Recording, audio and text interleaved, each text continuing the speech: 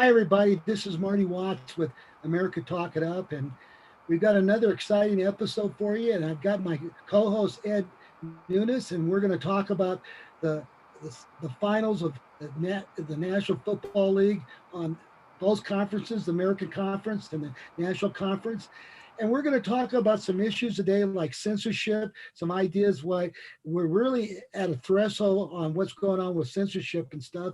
But let's start out, Ed. Welcome to the show, Ed. Oh, thanks, Marty. So, right now, last week when we talked about this about the NFL, we I had the Packers, you had the Packers. I had the Chiefs in a close game with the Browns, and that was I think I predicted that one. I didn't predict that Tampa Bay was going to win so big over the Saints. I thought that was going to be a close game, and then I really thought Baltimore was going to pull it out and beat the Bills, and that was another game that could have been close, but a couple key plays turned that around. What's your thoughts on going into this coming Sunday? I'll tell you, with the playoffs, I love the NFL playoffs. Now the Cowboys are my team, but I watch religiously every season since '70. I watch the NFL playoffs, and I thought the games. You look at Baltimore and Buffalo, and Kyle Allen, the quarterback for Buffalo, he was a little bit off. A lot of, I think the wind at Rich Stadium took a lot of those passes. He wasn't on his game. Lamar Jackson had some big plays, but he's more known as a runner than he is a passer. I thought Baltimore might be able to pull it off, but you know what? That interception return, Buffalo disguised coverage very well. That was a great disguised coverage. That was the ball game. It's a 14-point swing. You're going in to score, and then the other team scores the other way. That's a big swing. That was the ball game right there. And and then Jackson gets knocked out. And that was a good hit, man. It's a good clean hit. And these days, Marty, you watch football back in the day, and my son doesn't understand it because he didn't see it, where there wasn't flags across the middle. There was headhunters like Jack Tatum, Ronnie Lott, Rod Woodson, Cliff Harris. If you went across the middle, they used to call it alligator army. Some of those receivers wouldn't even stretch out. George Atkinson knocked Lynn Swann out one time, and he wasn't even involved in the play. So the NFL has changed a lot as far as hitting. But I'll tell you, that was a hard-hitting game on Sunday between Buffalo and Baltimore. Very hard-hitting game. Going to the NFC, New Orleans and Tampa Bay, the Rams in Green Bay, the Rams made a good comeback. But when you punt the ball, when the Rams punted the ball with 9 minutes left, they're down one score. I said, that's it. That's it. Because you gave Aaron Rodgers a chance, 3rd and 8, 50-yard touchdown. It's over. The Rams played him pretty tough. Aaron Donald had separated ribs. He was hurt. He wasn't much of a factor. And that guy's the best defensive tackle in the league. So Green Bay, winning that game wasn't too much of a surprise. And I know we were all texting back and forth on Sunday. You, me, Mark Smith, Leroy Lucero, and Sebastian Noel about Cleveland, Kansas City. And Cleveland had a chance. When Mahomes went out, they had a real chance. And I'll tell you, Mahomes didn't get hit in the head, but did you see the way his knees buckled when he got hit? And I thought they had a chance. And if you look at the play they went with on 4th and 1, Andy Reid, that's the same play they ran in Miami earlier this year. Same play, 4th and 1, they get the first down, that's it. So great game there. Now Tampa Bay and New Orleans, I think the Tampa Bay defense outshone the New Orleans or the Tampa Bay offense. But Tom Brady, you cannot give him a short field like that. He's going to take advantage of it. And Drew Brees, I got to tell you, if that's the last we've seen of him, I'm sorry because he's a great quarterback. Remember, and people forgot this, he had separated ribs and a collapsed lung. And you could tell that he didn't have the arm strength, and they didn't have Taysom Hill. Taysom Hill, not having him was huge, huge. Now, a lot of people said, why didn't they go to Jameis Winston? Sean Payton doesn't trust him because he throws a lot of interceptions. That's why they didn't go to him. But if that's the last we've seen of Drew Brees, I hope people don't remember that because he's had a great career. I agree with you. My thoughts of Drew Brees was when he was a senior at Purdue University. The first Wednesday of August, they had this thing called the Big Ten kickoff luncheon, It was always held at the Sheridan Ballroom in downtown Chicago. And each school in the Big Ten would bring two players and the head coach. And the Wyndham Hotel would give me these tickets for the luncheon, and then about an hour before the luncheon, they had a booth out there where you could go up and talk to Joe Paterno and all these coaches and two players. And I remember going to the Purdue coach, and I got to talk to him. And I got to talk to Drew Brees. And then when the banquet started, Ed, they each coach got up and gave a speech of what their team is going to do. And then they had one guy come up and talk about the team. And so when they got to Purdue, the coach got up and said, "I want to introduce Drew Brees," and he was from Austin, Texas, and he was a senior at Purdue. And then he gets up and says, "We're going to go to the Rose Bowl." And then Joe Paterno picks up a football and picks it up and just toss it to Drew Brees. He said, "Well, tell us how good a passer you are." And then Drew Brees got up on the podium, and there was a guy across the ballroom who was a waiter at the very left end door. It was like, a good 40 yards, right? He took the ball, and he's wearing a three-piece suit, Drew Brees, and he threw that ball right in the guy's arms and it just wowed everybody. And that's my first introduction of Drew Brees. And like you said, if that was his last game, the guy had a hell of a career. He didn't get recruited by Texas. None of the Big 12 schools went after him. He only had a few scholarships. You talking about a great career. I have to have my hats off to Drew, don't you think? What a great story. Yeah, it's a great story that you just told. That's a great story and sharing with us. And if you remember his pro career, he gets hurt with the Chargers, and then the Dolphins thought about. I think Dallas thought about signing him, and they didn't because they were questioning his arm strength if he could still play. And he played 15 more years after that, or maybe, I don't know if it was 15 more, but he still played a long career. He got one Super Bowl. Now the knock on him from a lot of people saying he's not a top tier quarterback like Brady, Montana, Elway, is that he's got a lot of years, but one Super Bowl and a lot of stats, but meaningless stats. In other words, he didn't have a lot of postseason success, but I still think he had a heck of a career. And you know what? He was laboring. And I'll tell you, Tampa Bay, the defense did a great. Devontae David, how big was he? The linebacker for Tampa Bay, the cornerback Murphy, he played well. They, you know what? They wrapped up and they hit. They really hit hard on Sunday. Tampa Bay's defense. We talk about Tom Brady, but if you look at the stats, Mike Evans, I think, had one catch, and Antonio Brown had one for 11. It wasn't like Tom Brady had 199 yards, but he took advantage of the short fields given to him by the Tampa Bay defense. You can't give Tom Brady that kind of short field and expect him not to score. He's going to score. But I think going back to Drew Brees, the way he was talking, you can almost, he was thinking of retiring anyway. Now, there's always that one last game in you, right? You don't want to go out on that note. But I'm thinking I can't see him coming back. I can't see New Orleans, going one more year with him. I would think they're going to move on, and he's going to call it a day. I would think. Yeah. By the way, he did take Purdue, and they did win the Rose Bowl. So what a great college story and great NFL story. Now let's get to the Kansas City game and the Browns. I think what turned that game around was at the very end of the second quarter when Higgins fumbled the ball on the 1-inch line that goes in the end zone. That would have been 16-10 going into halftime, or maybe 19-10. And that, I think that was the difference of the game. When Baker Mayfield had the ball and it was 4th and 6 with 4 minutes and 20 seconds left, they decided to punt, thinking they could stop the Chiefs without Mahomes, and Baker would get a chance to win the game. He never got the ball again. I thought Baker played well in the second half, and I think he played very well at the very end of the first half. So he played well enough to win that game. But here's my thing. Cleveland still needs to get a better defense. When Mahomes did have the ball, Ed, they really couldn't stop him unless Mahomes made a mistake. And yeah, I saw that hit. Now I just don't know how. If they say he has a true concussion, I don't think he can play Sunday. What do you think, Ed? Well, they got to go through the protocols, and so Andy Reid said after the game that he looked okay, but Andy Reid's not a doctor, so you got to go through all the protocols. And back in the day, you know this, before they had the protocols, if you remember, and I know you probably do, Troy Aikman in the NFC Championship against San Francisco took a knee to the head by a Dennis Brown of the 49ers. And the next week, there was no protocols back then. He said he still wasn't quite right. That was back then. So these protocols are very, very serious, because they don't want to, the CTE issues, all those things.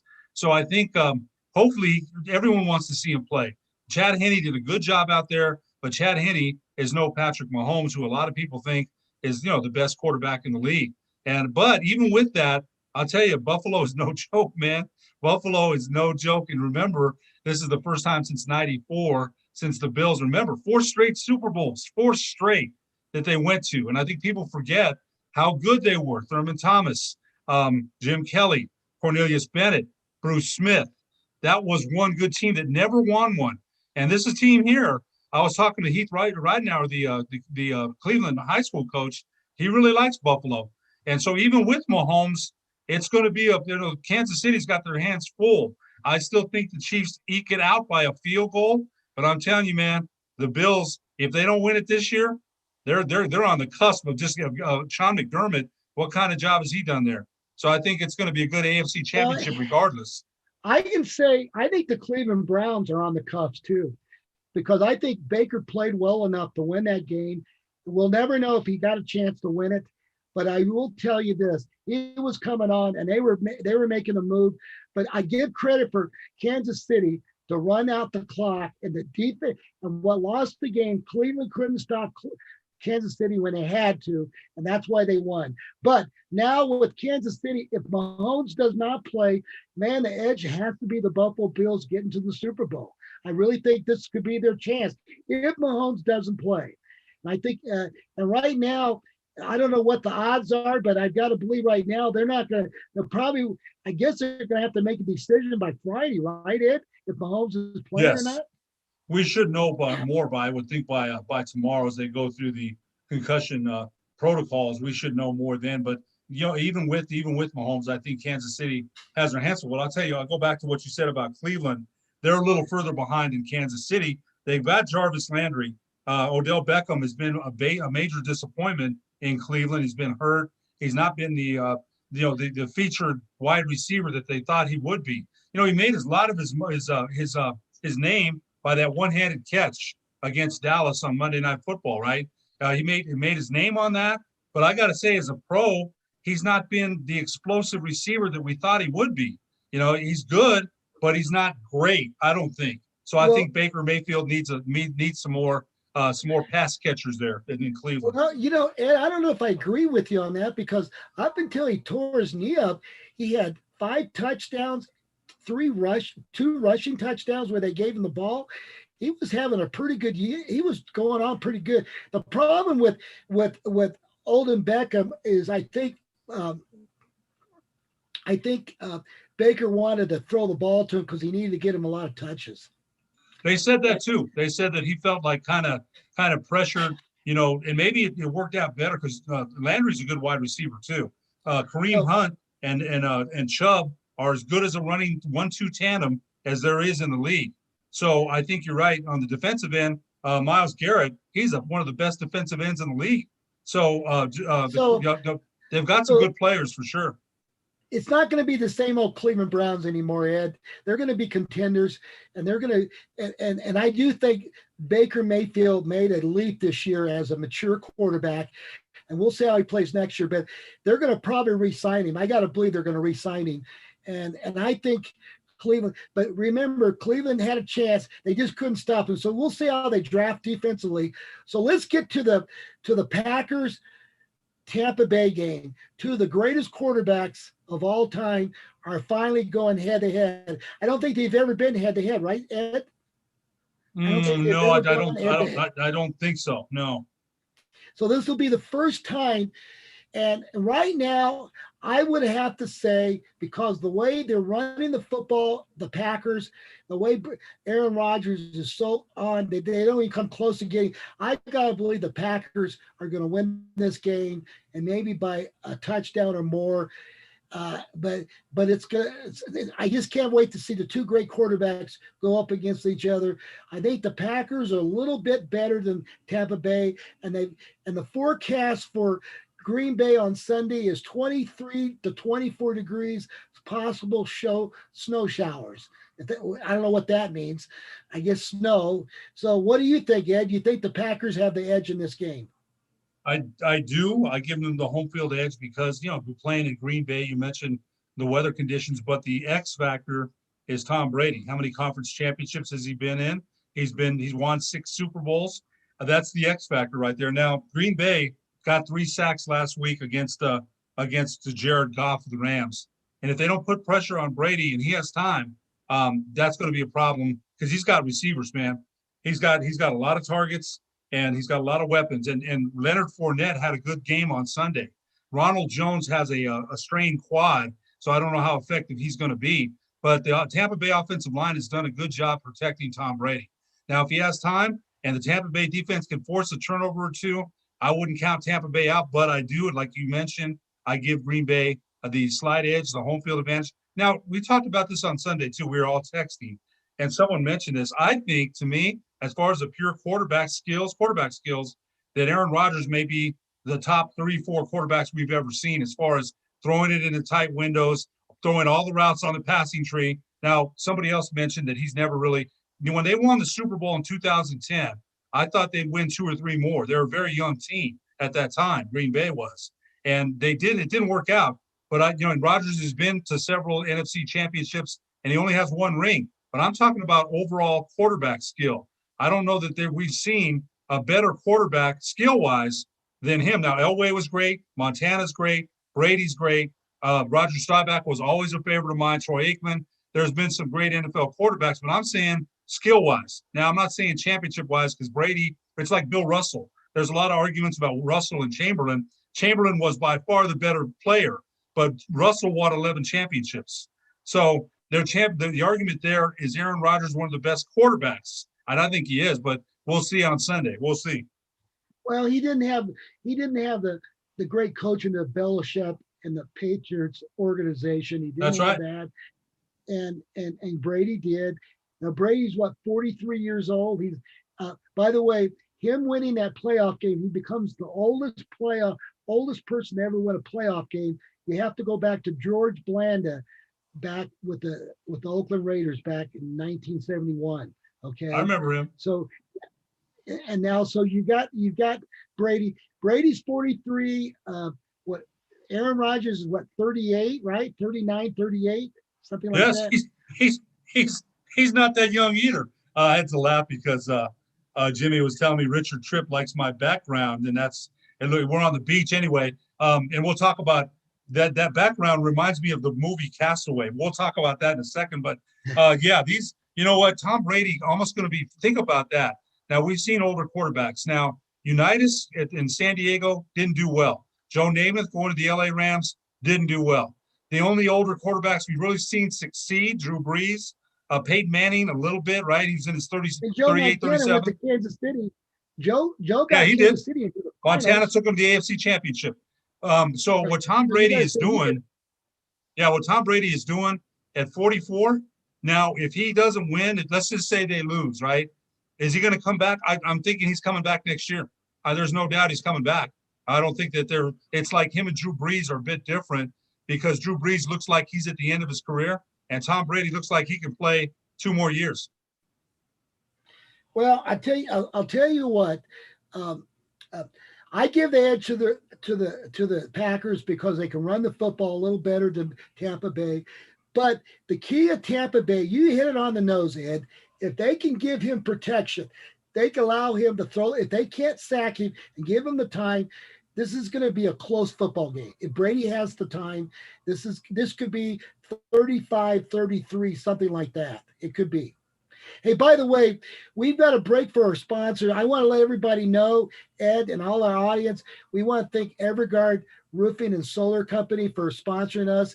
I want to thank Geckos. I want to thank the people on Route 66, all the restaurants, all the companies, ProView Network. Thank you for having us on. And by the way, this is being live on Facebook, but you can watch this on Thursday nights at 8 o'clock on ProView Network, Comcast channel 26. So anyway, let's get back I'm predicting the Packers going to win a close one, and if Tampa wins this game, it's because Brady has time to throw it. That's my thinking right now. What do you think, Ed? I again, I think the football, the turnover factor is something that we the the joker and the wild card there, the turnovers. Let's see what happens with the turnovers, because if the Tampa Bay defense, and we didn't really talk about Ndamukong Suh or Jason Pierre-Paul, they've had an impact on that defense, and if they can create again, though, you mentioned Aaron Jones ran the ball real well last week for Green Bay, and if they can establish that running game, there's so many ifs and variables. I've still got Green Bay. I'll take Green Bay by 7, but with Tom Brady, remember, Marty, against Atlanta, they're down. I remember celebrating. They were down by 28 points in the Super Bowl a couple of years ago against Atlanta. They looked finished, and that guy brought them back, man. That guy brought them back, and ever since then, by the way, Atlanta was 28-35 since, and they just fired Dan Quinn. It kind of ruined their whole team. So with him, you don't know, you can't count him out. You've got to bury him. In a championship game, if Green Bay's up, they better take care of the ball and bury him, because if he has the ball with a minute or two left, he's going to win the game. Same thing with Rodgers, right? Rodgers has done that to our Dallas Cowboys how many times? I went and saw a game up in Dallas 3 years ago, and Dallas scored.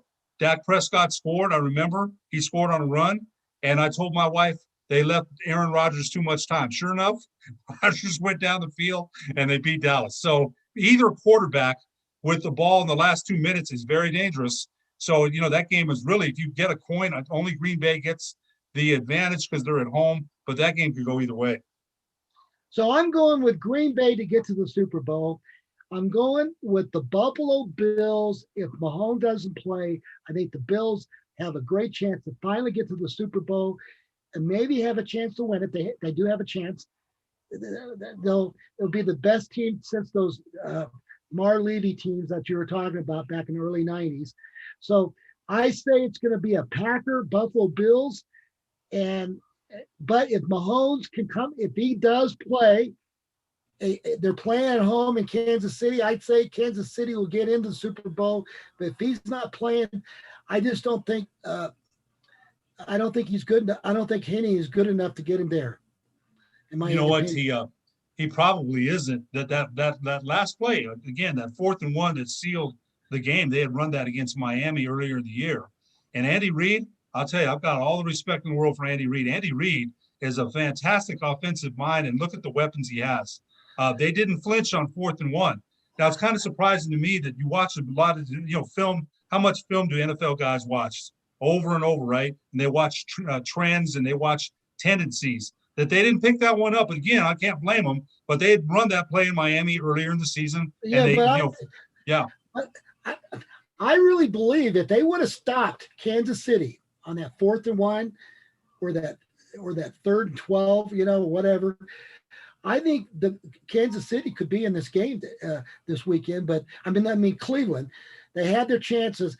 And they asked the Browns coach, would you go for? There was 4th and 6 with 4:25, and he thought, well, I'll take my chances of getting the ball back in good field position, and they just couldn't stop, and that was the difference of the game. So right now, if Mahomes doesn't play, and we don't right now, what do you think? You say it's 60-40 he plays or not? Or no, they didn't say yet. They haven't said. Again, Andy Reid said after the game that he looked good, and he's but Andy Reid isn't there when they do all the tests, and I'm sure there's many cognitive tests you have to pass when you get a concussion. So I'm sure we'll see.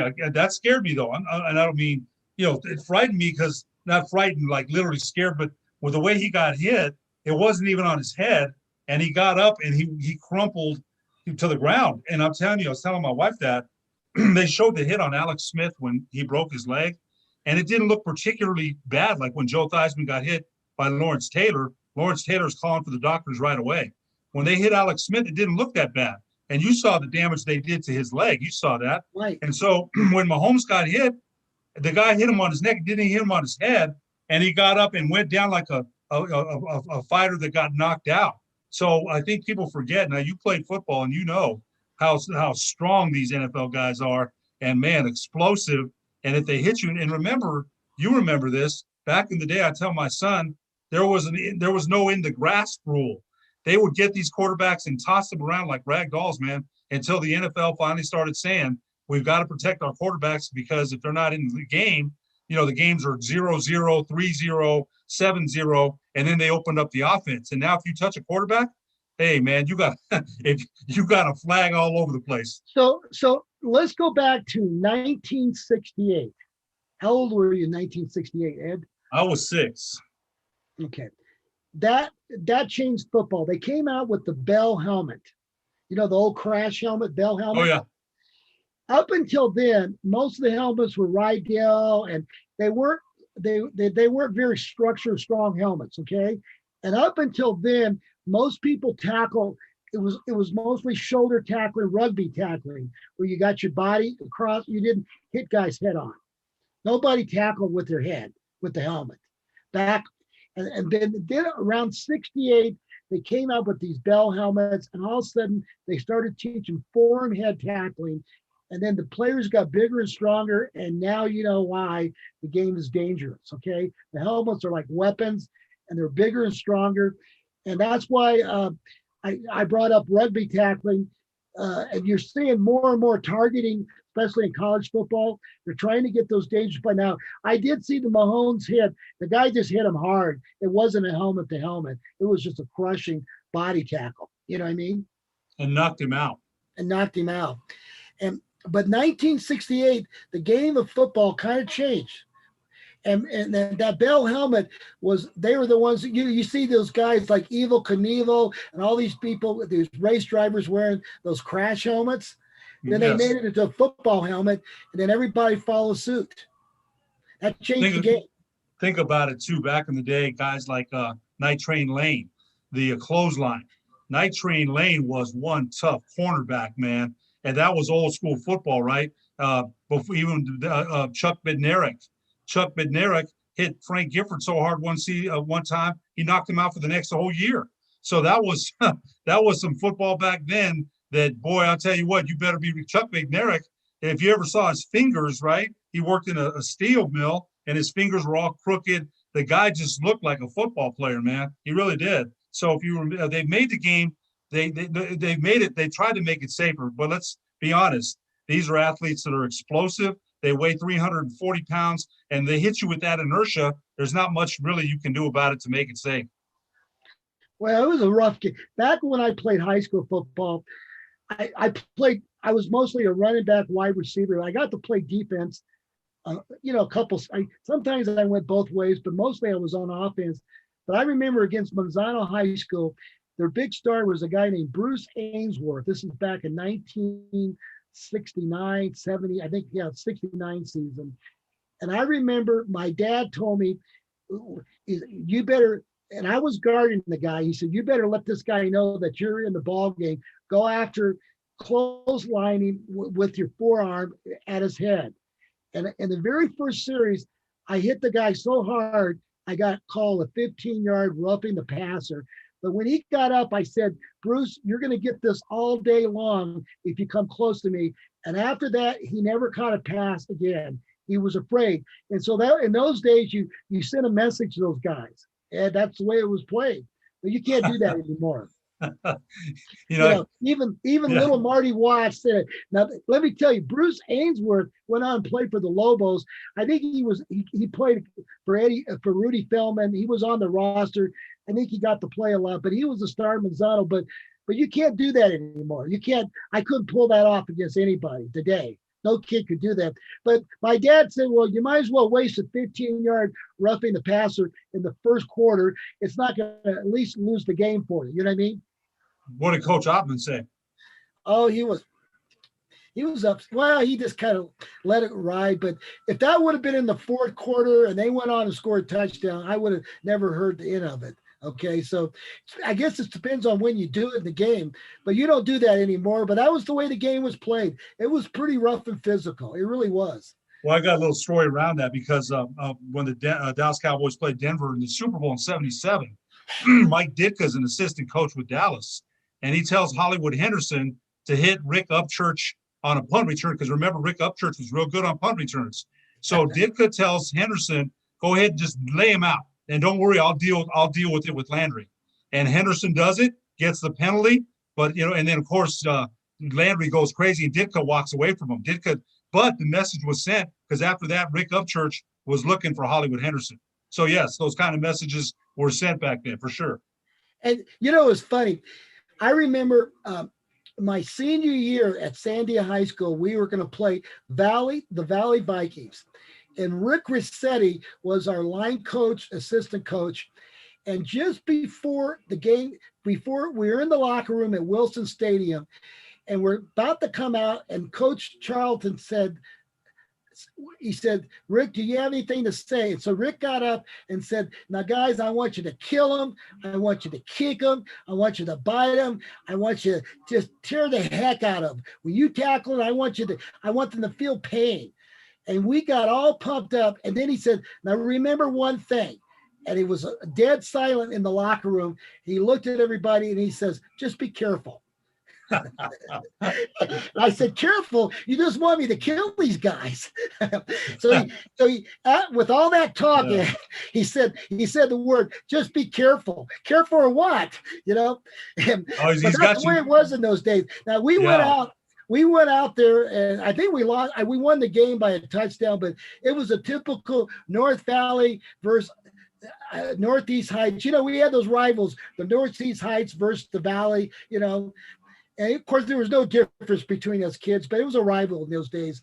But anyway, the fact that he said, be careful, Mark, be careful. He just told us to kill him. You know what I mean? Well, he didn't want to get no penalties. He's the coach, right? He's the coach. Just be careful. Yeah. Oh, man. He's got you foaming at the mouth, and then he says, be careful. That's funny. But the game is different, and these guys are bigger, stronger. Think about it, Ed. You get a Brian Urlacher that runs a 4.5 40, 6.5, 245. He's coming down on you. He's going to throw a punch. I mean, it's a different game. Oh man, Even Butkus wasn't as big as Urlacher was. Okay, but the most explosive hitter that I ever saw play was Ray Lewis. And when Ray Lewis hit you, oh my God. I remember one time he hit Chad Ochocinco so hard, Ochocinco's helmet went rolling down the field. And he was out on the field when he hit him. Ray Lewis was explosive, mean, sideline to sideline speed, and loved to hit. That guy was truly scary, man. He really was. Hey, listen, we got to go back to, we're going to go into the next segment here, but our sponsors is Everguard Roofing and solar. If you're looking for a very cost-effective solar program and roofing, Everguard's the one. And of course, we've got Geckos on Academy, and they have great takeout. Geckos in Nob Hill, and then we've got all those people on Route 66, all those stores in Nob Hill. We want you to support these people are going through a rough time, Ed. These people are just struggling out there. And somehow I'm praying that the vaccine starts. They're now starting at 75 and over the vaccine, but we got to get something going because these businesses are hurting right now. And we want you to go out, especially the restaurants. Please support takeout. Please support these restaurants. If you're going to go out and not cook yourself, that's the place to go. And Ed, let's get back to the next segment. Before we get to censorship, what's your take on the Lobos? They're 0-8 in conference.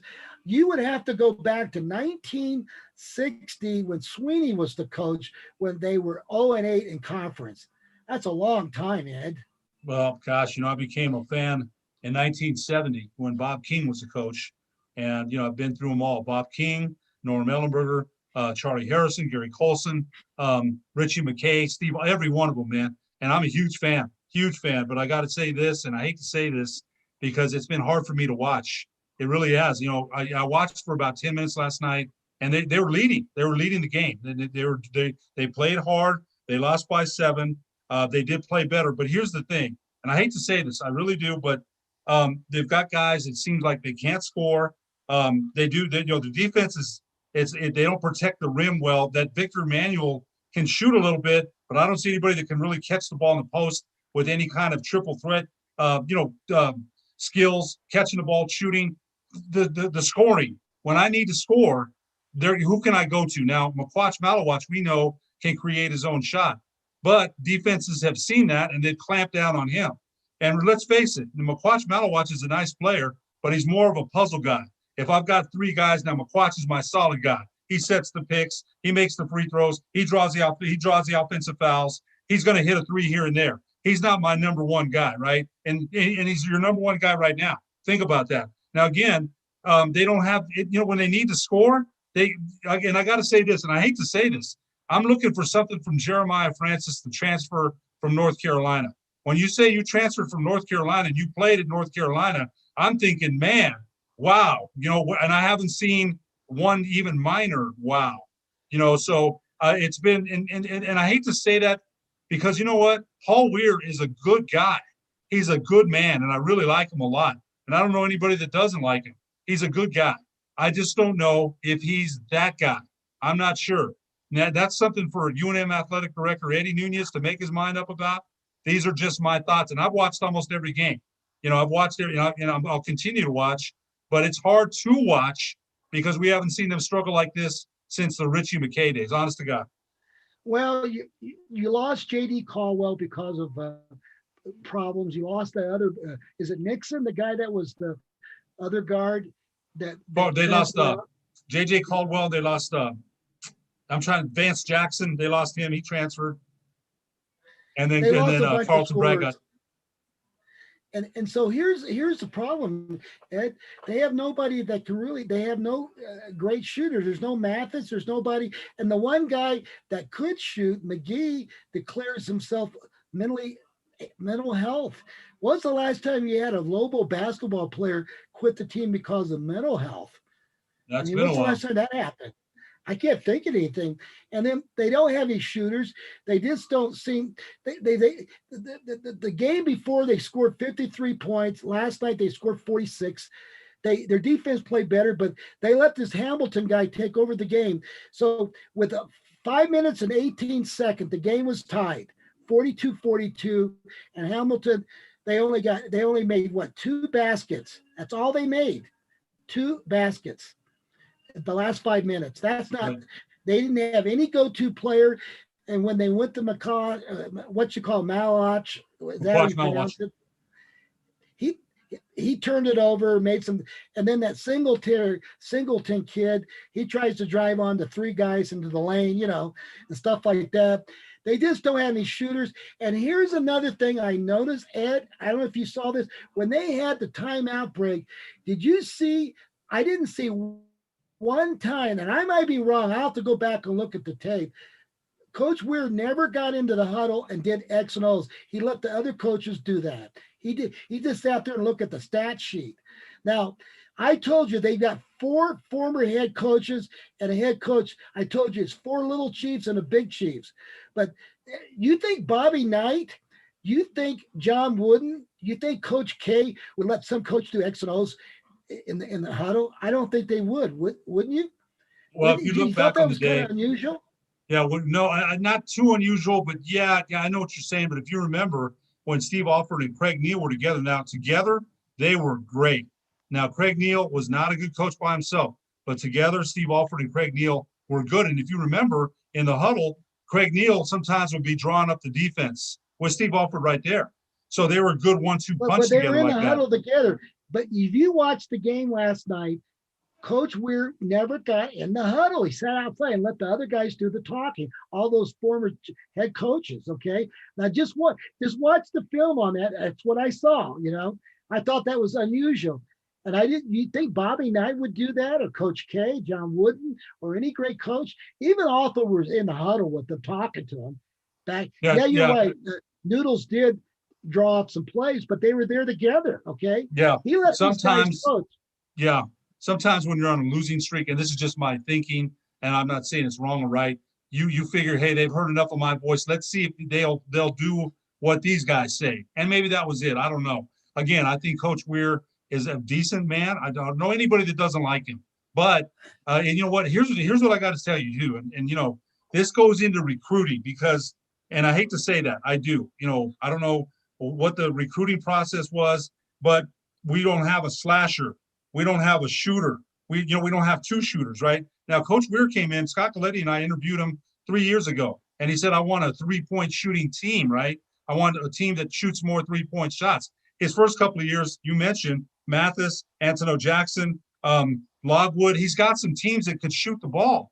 And last year, even that team last year might have had some of the worst chemistry I've ever seen. Jaquan Lyle, Jackson, J.J. Caldwell, Corey Manigault. They were talented, but the chemistry was awful. And now we've got guys that can't shoot the basketball. They don't have basketball skills. And I hate to say that. I really do, because like, but look at it. Look where we're at. And the other thing is, we did see some improvement last night, but Coach Weir said in the paper this morning, there's no moral victories. Coach Danny Gonzalez of the UNM football team has said that there's no moral victories. I just don't see a lot of improvement. I don't see it. So who was evaluating these players that was coming in? Because that one player, that Brown kid, I mean, he looks like a linebacker. He's a physical specimen, but he can't shoot. And these other guys are not shooting. Now, and the fact that the North Carolina guy, Francis, had 2 air balls within 14 seconds. 2 air balls. When was the last time you saw somebody shot 2 air balls in 14 seconds? Like I said, I tell you one thing though, I feel bad for him. I do, because I know what it's like to be out there, not in that level there, but you want people to succeed. But I'm just like, okay, he played at North Carolina and he played and got minutes, and I'm like, okay, if that guy played at North Carolina and he's coming to the Mountain West, I don't know. I mean, you're thinking he's going to dominate the Mountain West, right? And what we've seen, I got to tell you, has been very disappointing. That's just from my point of view. So what I'm saying to you is that I don't see them getting any better because they don't have anybody. Nobody's going to overnight become a great shooter overnight. And now are they going to? I get the feeling because of the pandemic, because of COVID-19, they're going to spare his job for one more season. Okay, I got to believe they're not going to fire him because of what he had to go through. But I'm telling you right now, I would be looking at every junior college, any kid that can transfer as a shooter, because if they don't get any shooters in, even if they get all these guys coming back, they're not going to be much better, I don't think. Now, I might be wrong, but I'd be looking for some shooters, somebody, like you say, a slash or somebody that can manufacture points. They don't have that right now. Yeah, I'll tell you one thing. With this roster, the way it is right now, there's going to be a big roster turnover next year. You're going to see it. And, that comes from the coaches. They're going to encourage guys to transfer. That's just the way it is. That's big time college basketball. And I think you're right. Paul Weir will probably get another season. And here, let me just get this in. Bring the Lobos home. Bring the Aggies home. Bring them home. Bring them home. Maybe the Lobos. Bring them home. Bring them back to New Mexico. I'm watching the Baylor Kansas game last night.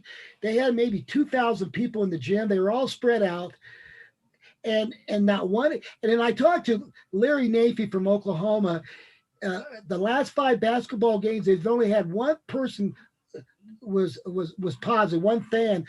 You can pull this off, Ed. We should be playing our games. Other schools are doing it. Everybody else, they're doing it in Arizona. They're doing it in Texas Tech. Why can't we? I think I don't care what the governor says. Bring them back because this is stupid. This is ridiculous.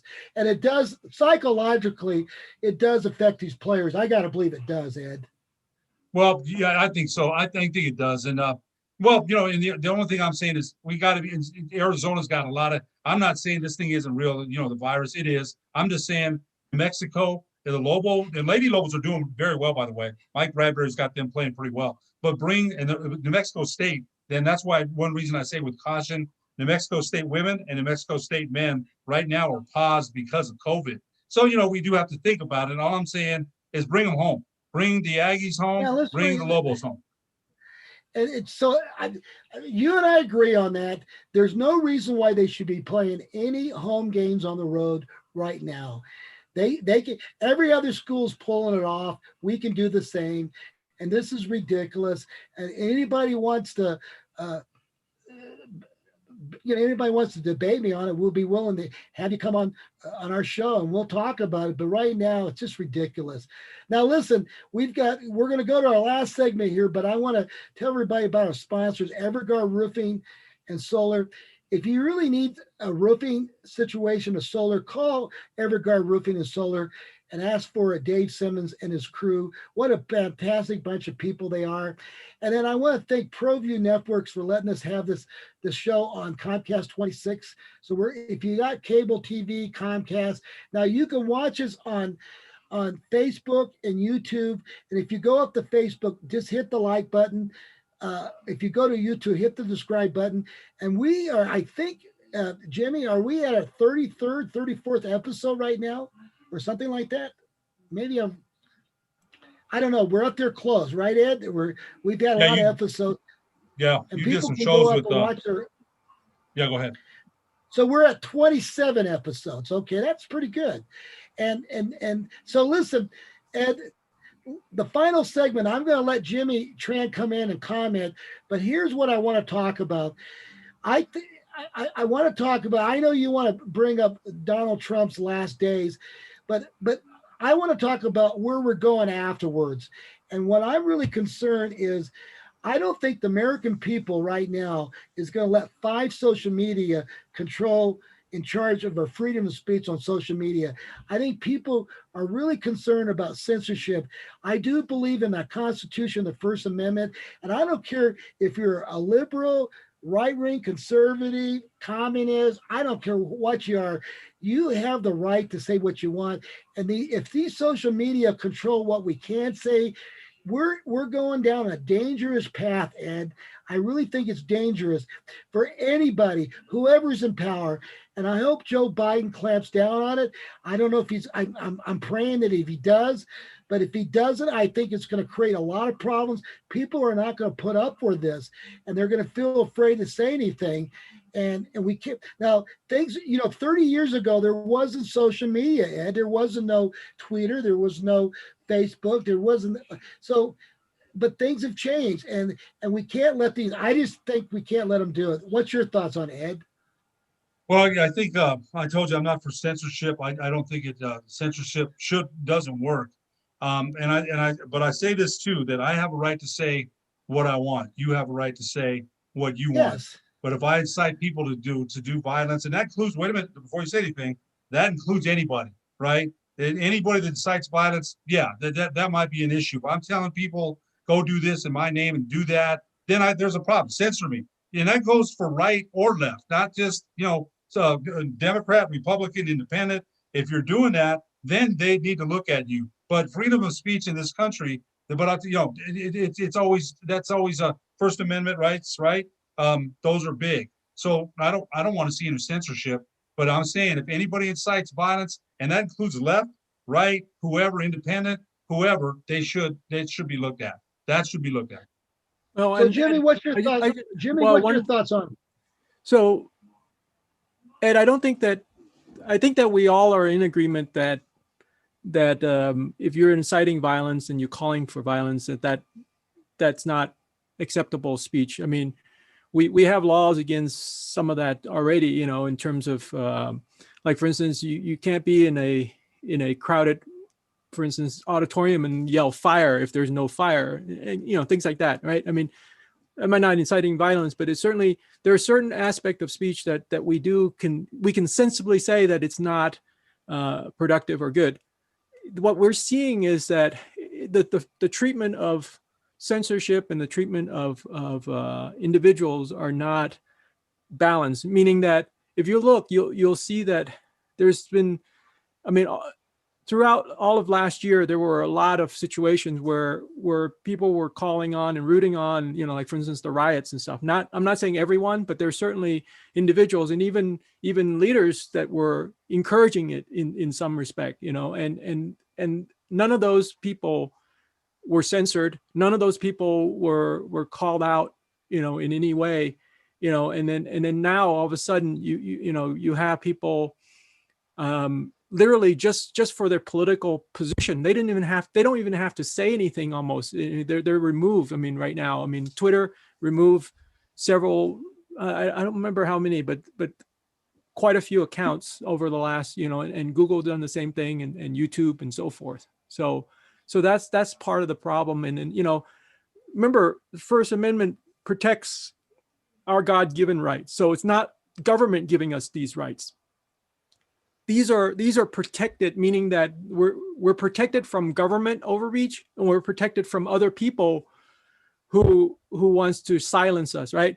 And really, if you think about it, the very speech that we don't like, the very speech that we might have a problem with, are the speeches that we need to be protected from being silenced on. Does that make sense?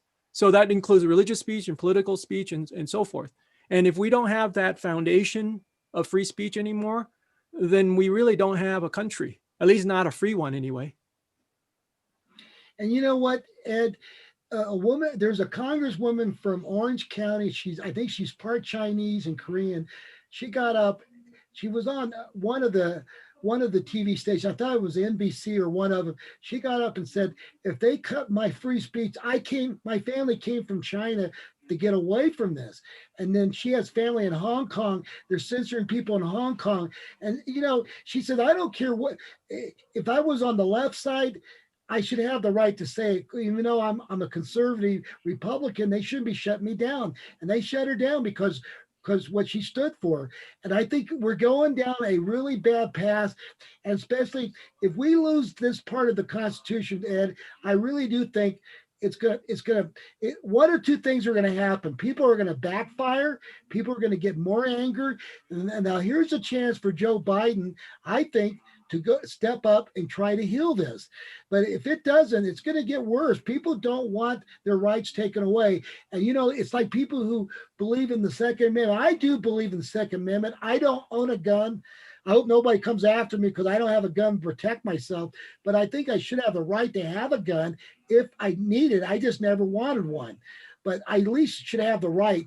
Now, but then I don't know if I should believe in you should buy a machine gun, AK-47, Ed. I have a problem with that. That's a weapon, mass killing weapon. I'm not crazy about that part of it, but I do believe we should have the right to bear arms. Don't you think, Ed? One of the framers of the Constitution wrote it, back in 1776. They could never envision what this country has become. But yes, I'm. But I think one of the things too is you mentioned censorship. Now, I don't agree with that. I don't agree with censorship. I never did. I never do. But you're both of you are kind of coming from one side of that, right? You're both kind of more conservative than me. So there's other people like for the Second Amendment, right? There's been people that have said this. Obama's coming for the guns with the helicopters. That's not going to happen. There's Democrats that own guns too, right? I'm like you, Marty. I don't have one. I don't have one either. But my wife and I have, we've thought about it, right? So that's my right, though, isn't it? It's my right. If I'm not, unless I'm a felon, I can register to get a gun, right? So that's your right. Now, I talked to somebody about those AK, rifles or whatever you mentioned, and there's a lot of people that even if you said no, you can't own those, they go crazy, right? Because let's face it, there are responsible gun owners. There's very responsible. I know that. Right. So there's no way. And the theory that Obama or whoever's coming for your guns. Well, my question right away was, are the bad guys, the criminals, going to turn theirs in as well? And we know the answer to that. So those things are just scare tactics. No one's going to take the guns. That's never going to happen. If that happened, what do you think would happen in this country? There'd be a civil war right away, right? No one's coming to take your guns. No one's coming to take them. That's not going to happen. I hope not. I hope it doesn't come down to that. Jimmy, what's your thoughts on that? Well, I don't think that the approach is going to be coming knocking on your door and confiscating. I mean, I don't think we're a little bit far from that approach. However, I do see, and what I've been seeing is there are things that are being put into place that are making it harder and harder. Like, for instance, one of the things that I remember reading, and I don't remember, for instance, they're gonna tax people to oblivion, in terms of owning a gun or owning or having ammo or whatever. And so in effect, it's doing the same thing. It's just that if they're making it so that it's cost prohibitive for people to own a gun. Well, I'm sorry, but there are places in the country when we live in a relatively, mild, I mean, even though we're like usually in the top 5 in terms of violent crime, per capita in the United States, here in Albuquerque, New Mexico. But in terms of, places like inner city Chicago or some of these places. I mean, you look at them, a lot of these places, even the big, these big cities, they have very tight gun control laws, and yet the crime rate is horrendous. And so we have to have a real honest conversation about it. I think that's really what, I mean, and I don't think that we've had that kind of conversation, and that's the biggest problem right now. It's not so much the gun itself. I mean, the gun is part of the conversation, but it's not. Like I said, a lot of times people, each individual have different understanding of what it means to have the Second Amendment. Okay, That's true. And so having a real and honest conversation is really what's necessary in order for us to really make the best decisions for ourselves and for our community. I mean. So Jimmy, let me ask you this question, and this is the same question you had. Do you believe that you should register a gun and they should do a background check? Because if you have any mental health issues, you could be a threat with the gun. What do you think of that, Ed and Jimmy? Jimmy, go ahead. Sorry, I'm just. Well, I think that there's again, anytime you put some safeguard in, there are situations where that can be abused by people, right? So especially when there's subjective element to it. I mean, this is why sometimes, like, going back, like, let's say Olympics, right? As a former athlete, as a former track athlete, there's no objective. I mean, or in the basketball, or you put the ball through the hoop, that counts as a point, right? But like in other things, like for instance, figure skating, where you have this subjective view based on what you see, as a judge and all that, right? Then all of a sudden, that personal individual that is making those decisions can be swayed one way or another and leaning one way or another, and that can cause. And so until we have actually a more objective manner, anytime we put something in, there's going to be something that will be in there that can create an abuse of power type of situation. And I would caution us walking down that path. That being said, having an evaluation for mental health and all that is, I think, a proper step in evaluating, but I would be caution walking there completely as the only measure, because like I said, it just opens up a lot. Now, put your foot on the other side here. Some of those killings, they didn't do a background check on the guy, and he had some mental health problems. Exactly. That guy should have been. The laws were already there. Exactly. The laws were already there. It just, they weren't being done and dealt with and followed. And that's the problem. So that's what I mean when I say there's a breakdown in how it's being handled. And we, until we look at that, we can throw more and more restrictions and more of anything like that. It may not even solve the problem.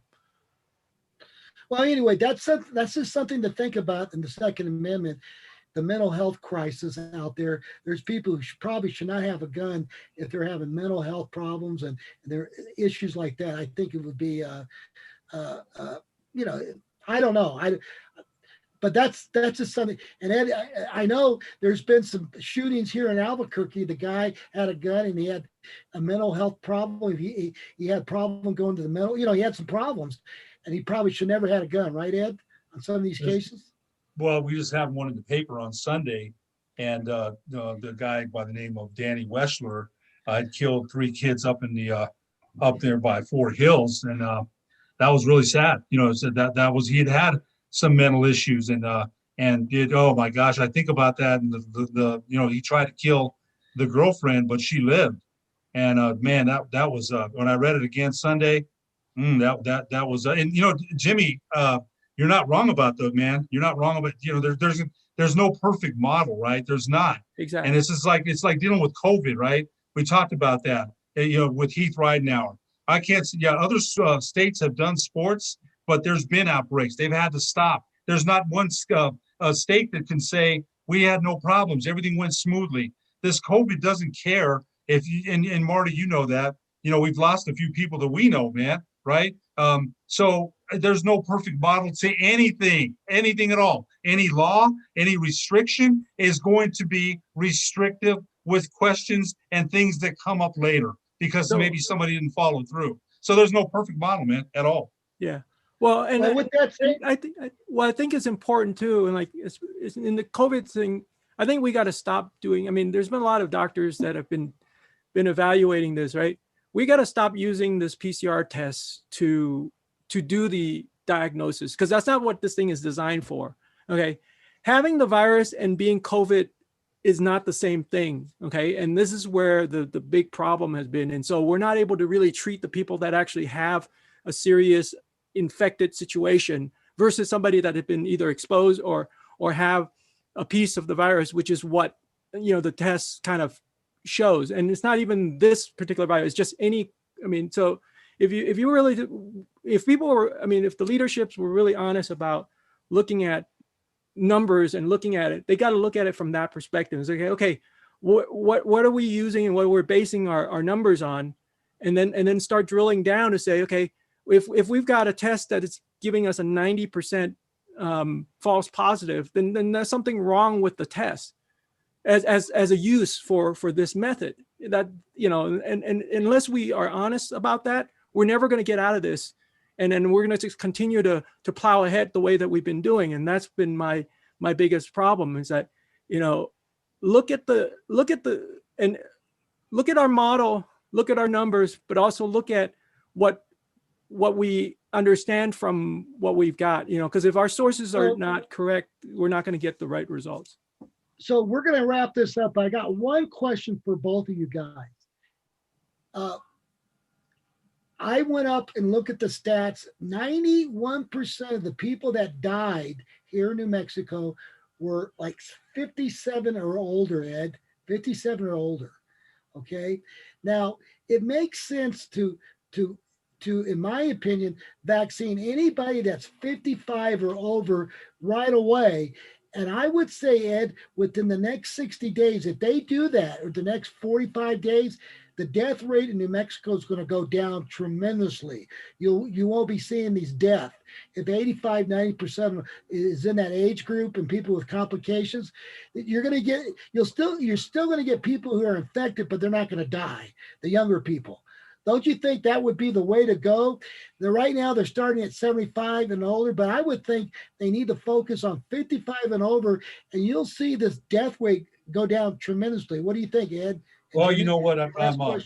Yeah, I'll tell you what, I'm going to make it short. I don't know, but Marty, I think, they came out in the paper today, who's next and who's going to get it. And I think, President-elect Biden has a goal of 100 million shots in 100 days. Let's see how that goes. But Marty, I don't think you're wrong. I think you're onto something there. And maybe, again, remember New Mexico's unique challenge to reservations, Cotron County, Dora County, Burnley. There's so many, in the remote areas, there's challenges of getting that vaccine out. But I think you're onto something there. Let's see what happens. Well, you probably know what my comment is. I mean, I think that pushing for a wide, distribution of a vaccine is to me, it's going to be problematic. And I mean, Norway recently, I mean, just a couple of days ago, I mean, they had 23 deaths already from people that had taken the vaccine, and they were from among the frail and elderly. Hey, Jimmy, I ain't seen that, man. So I'm gonna have to look that up. And that's not look been it up. in anything that I've seen. And I check not just mainstream media. I check a lot of different sites. So I haven't seen that. I have not seen that. I hear you. I'm just saying that this is something that I, recently. So my point is this: why don't we see more push for the therapeutics that we already know works? For instance, vitamin D, zinc are two, and vitamin C. Those are three things that we know works in terms of boosting our immune system and helping us improve our chances of surviving through this. I mean, and so that's the one thing that we can all do that don't require waiting for a vaccine to come down, the pike. So, but I don't hear any conversation around any of that. And then when you do have those type of conversation, it gets censored. So that's to me where circling back to our conversation about censorship. yeah, political speech is one part, but also giving people an opportunity to be able to share information about what things might have worked for them and what, you know, I mean, I'm talking about doctors are being censored. I'm talking about, you know, that's the problem right now that we're dealing with. And the censorship is not just the political thing. It's also on the medical side with what's going on. So that's where my biggest concern is. So guys, we got to wrap it up, but that is something we can continue on the next episode of American Talk It Up. And you know what, Ed, we ought to look up. That is a stat I like to know. How many people have died, have taken the vaccine? Yeah, That I'd like to number know. I I'm not don't saying there know. hasn't been anybody, but I'm not saying there hasn't been anybody, but I'd like to know. We can, Jim, if we can dig into that and see the next time we come on, we could talk about that. Actually, it's on CNN, apparently. But anyway, we can get that information. But anyway, guys, we got to wrap it up for the next episode. Thank you for watching America Talk It Up podcast. And thank you, Ed, for hosting. Jimmy, thanks for commenting on censorship. And folks, if you really think about it, censorship is very serious. You've got to fight our First Amendment right. And anybody that's listening to the show, take it seriously, because if we let five social media companies control our thoughts and what we can say, we're in a lot of trouble right now. So anyway, until the next issue, in the next episode, thank you very much. And thank you, Everguard Roofing and Solar being our main sponsor. All right, guys, we'll see you next time.